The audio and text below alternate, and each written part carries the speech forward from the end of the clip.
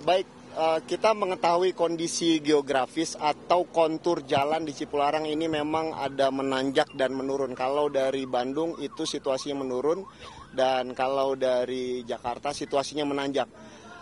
Namun perlu diingat ini adalah kewaspadaan supir pada saat akan menuruni lereng-lereng ataupun jalan yang landai menurun ini, yaitu adalah sudah disiapkan beberapa jalur pengaman sebelum lokasi ini. Jadi di situ ada jalur pengaman di 92.600 dan 91 itu ada jalur pengaman bagi kendaraan-kendaraan yang membutuhkan jalur pengaman tersebut. Nah, kita masih meneliti apakah faktor penyebab kecelakaan yang terjadi kemarin dan tentunya kami masih membutuhkan banyak langkah karena langkah ini adalah hanya salah satu langkah. Kegiatan lainnya adalah yaitu mengecek kendaraan-kendaraan yang terlibat kecelakaan. Pak, apakah sudah ada keterangan dari supir yang bisa diambil?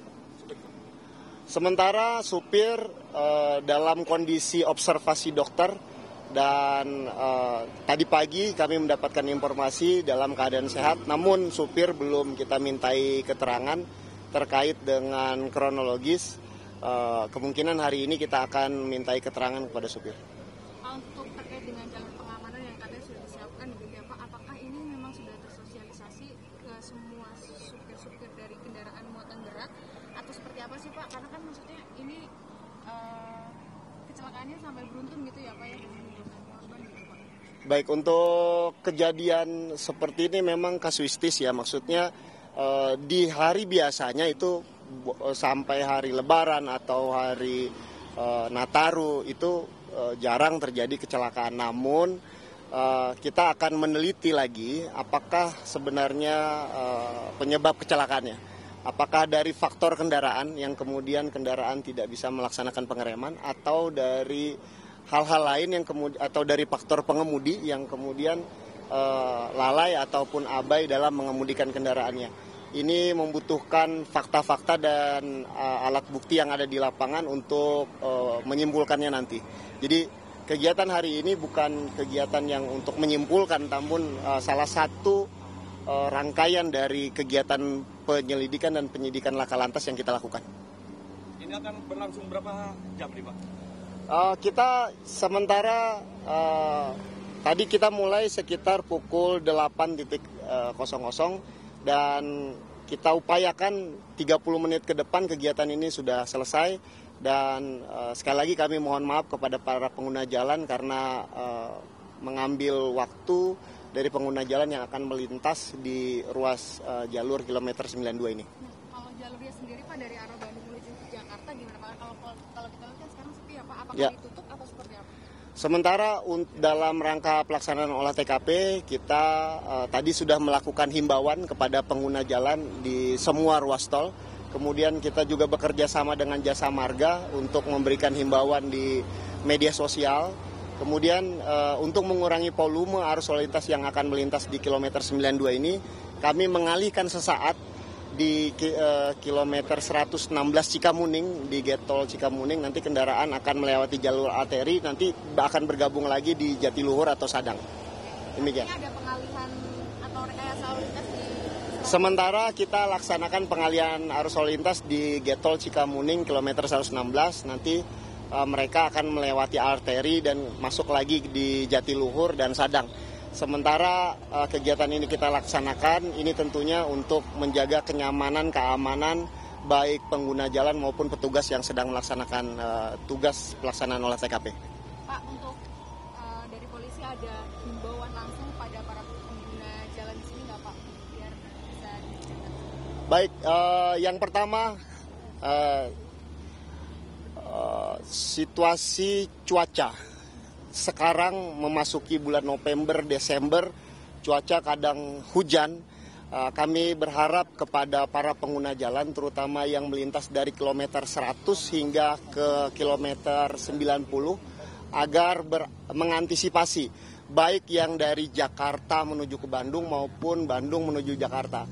Bukan dalam artian kemudian jalan ini tidak aman, namun antisipasi apabila terjadi hujan lebat ataupun jarak pandang yang kurang, agar masyarakat pengguna jalan lebih mengantisipasi di kilometer 100 sampai di kilometer 90. Kemudian di situasi cuaca hujan ini kami berharap masyarakat pengguna jalan, terutama para pengemudi ataupun para pemilik kendaraan, untuk mengecek kembali situasi ataupun kondisi rem dari kendaraan Anda.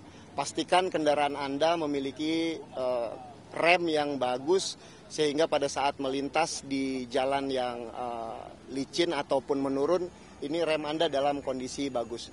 Kemudian yang ketiga, kami menghimbau dengan situasi cuaca sering hujan, terjadi aquaplaning.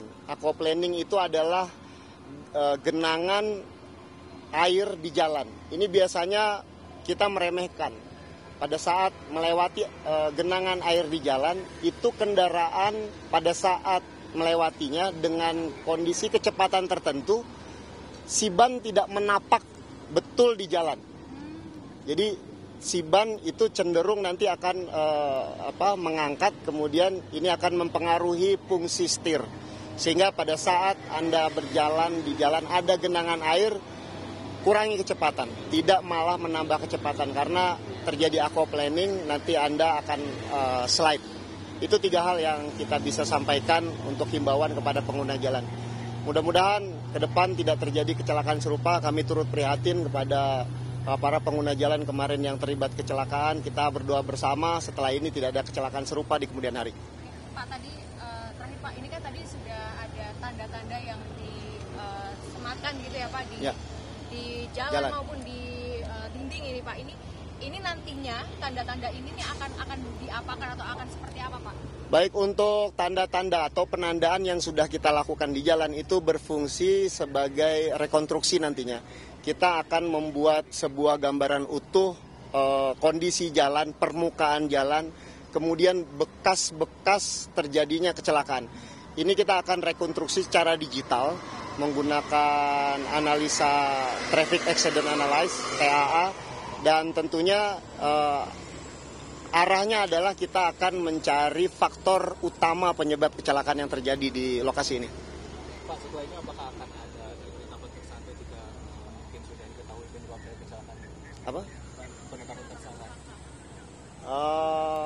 Kita butuh waktu untuk pelaksanaan penyidikan karena pagi ini masih langkah awal. Kita akan berlari untuk segera memutuskan ataupun menyimpulkan faktor penyebab kecelakaan. Setelah kita mengetahui faktor penyebab kecelakaan, nantinya berproses bertahap, akan ada gelar perkara dan penentuan tersangka.